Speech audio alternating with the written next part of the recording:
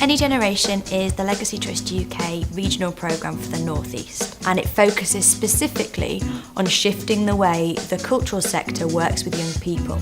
What is the problem? Yeah. What is the problem? How could the cultural sector really embed working with young people rather than working for them or doing things to them?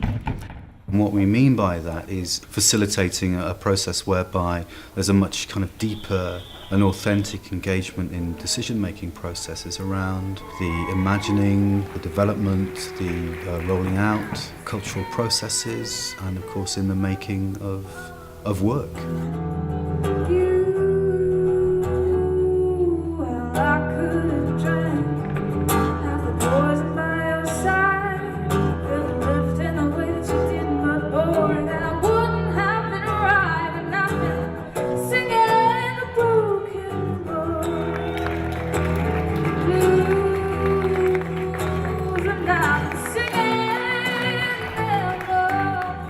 So young people involved in the development, the design, the delivery, the evaluation of projects and programs. So not simply being just participants, but actively engaged. For me, the first residential, the Ford Castle residential, was a seminal moment in the way that young people could start to be perceived in the broadest sense in terms of commissioning of services, in terms of how they could be involved in shaping big programs. So we talked about, well, what do we mean by culture? And we shared our thoughts as adults and as young people and our different perspectives. We used that to inform the development of criteria around the sorts of things we were looking for if we were going to have this regional programme. And this was in a weekend. This was one of the most productive, intensive weekends I've ever taken part in.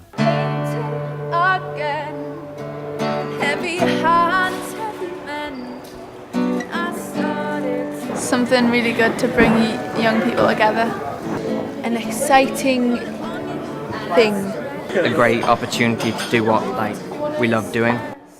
Gone from a situation where really if young people had a go at circus they wouldn't ever get to have the second go, and that's really why we wanted to start the Five Ring Circus, so that there was regular training opportunities, and that's created a real community among the young people, so we feel a bit more like a family now. I'm cleaning the windows because we've lost our ship and we can't find it anywhere, and so I've got no pay, so I need to wait until we've got enough money. It's been absolutely amazing. Ever since day one I've been to circus and I've been swept away in the whirlwind of it all, going to different places, meeting new people. It's been the best thing in the world. But we're interested in one very particular part of taking part, which is young people being involved in the actual decision-making processes, how those young people interact with individual artists, with organisations and with the cultural sector as a whole. I'm Jess and I'm busy with Alex from Alice in Wonderland. The project is called Space Invaders, and it is about engaging young people in the regeneration of their local area whilst developing their own creativity and skills and confidence. The first part of that process was to understand where the young people were at, what their skills were to begin with, and then we began to think about ideas for what the building could become. A group of young people that has a space. And we're coming to invade it, you know what I mean? We're coming here to invade this space, you know what I mean? 10 years this has been derelict, right? Like no one's done anything with it, so why is it going to waste, you know what I mean? For them now to come back week after week and actually be engaged with something, being active in the places they are and starting to take a bit of ownership of place. Urban Games and Hip Hop. It's basically a series of events and workshops that involve different types of urban sports, skateboarding, BMX, free running, and elements of hip hop, be MCing, breakdancing and DJing and things like that. For Any Generation, the model of co-production that emerged through the funding process and through the project delivery was one that was based on democracy and conversation, about understanding the different contributions that partners as well as young people had to make. And it's just a case of getting all the young people together and deciding on what elements do we want. being involved in the whole process of funding applications and cultural activities and seeing what other people can bring to the table, that's something that's resulted as part of me just being involved in the project. The Whitley Bay event this year exceeded all our expectations, really. We knew it was big, but everyone thought, well, they've been ambitious here, but we pulled it off. Well, I've just competed in the Urban Olympics and won the skateboarding jam and came first.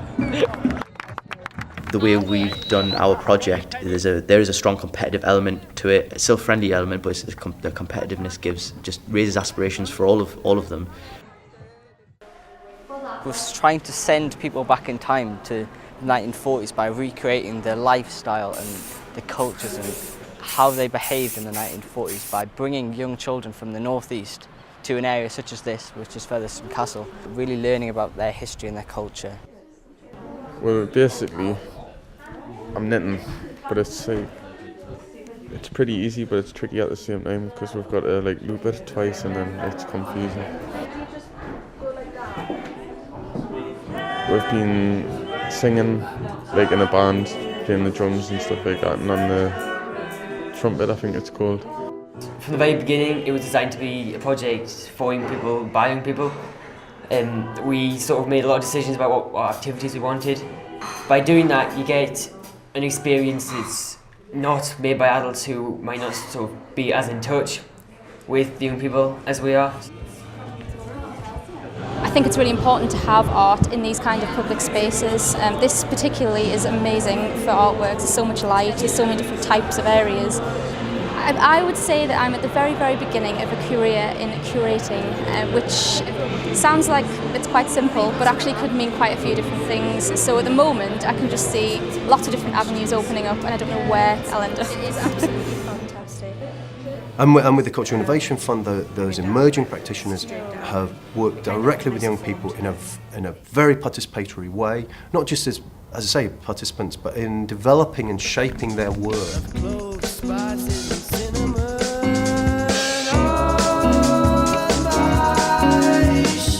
drew pictures in the sun. Everyone from all the projects came down and to the beach and made big sand sculptures with rakes. Creativity has always been at the heart of any generation in terms of a creative approach to delivery, but also making the space for young people to be creative. It's about creating a space for young people, a creative, open space where any young person can come, making things, creating things, learning, collaborating. It's very much left up to them what they decide to do. We don't pressure them to, create a certain type of art. And it's affected me a lot more than I thought it ever would. I wouldn't have done photography at uni. I wouldn't be going to uni actually. I think my highlight for my time being involved with the factory was definitely the Liminal Spaces weekend outside the cinema. First time we'd done anything like that on that scale. I think creativity is probably one of the most vital parts about being human. I think it's part of the human condition. And Noisestra itself, well, it's never been done before. It's real groundbreaking stuff, and it's 12 young people based in the northeast coming together, learning some skills from turntablism and collaborating with a renowned ensemble like Apartment House. I think it really opened a lot of people's minds as to what music can be and how free it can be as well. You wouldn't usually think of putting turntables together with an instrumental ensemble. Working with Noisestra is such a proud moment for me to see young people that came together and that didn't have those skills on turntables necessarily to learn so many different things and to come together and perform as an ensemble. It's been amazing. It's very unique. Culture is what I do every day. It's like culture is part of me. The way you dress and the way you eat. I am head tour guide here at the World Collection Museum. Within these walls, we have some of the finest artifacts. It's been brilliant to have people who've got really strong opinions and lived experiences that can contribute to our museum's kind of knowledge. I've really enjoyed seeing the group kind of develop and become much more kind of animated, confident and excited about what they're doing, and just having them come up with ideas and going, can we do it, can we do it? That's brilliant, that's always good. We can see young people starting from being children, coming into young people and ending as adults. You see the responsibility that they're given, how they develop friendships, teamwork, responsibility. The main thing is that I've become a lot more confident. I could never speak in public before doing this, and I'm about to compare a show in about 5 minutes. For us, I think it's mapping the journeys of the young people, so to speak, or really just watching them grow. Our young people, when we first met them, there must have been about, some of them were 13, 14, 15, now they're on 18, 19, and some of them are employed by us actually to deliver some of the activities, or they're working for other people in a similar field. So we've got dancers who perform for a living now and who run workshops for Dance City, and for us that's exactly what we wanted the legacy of our project to be, to share their skills, have fun, and hopefully get something out of it. And if that's employment, if that's more friends, then that's a positive for us. I think too many cultural organisations think they have to lead and show the way.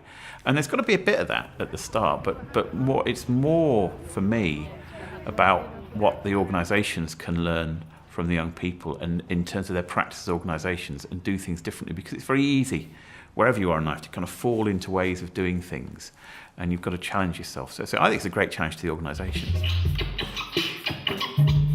What would make a real difference to arts and culture and young people moving forward?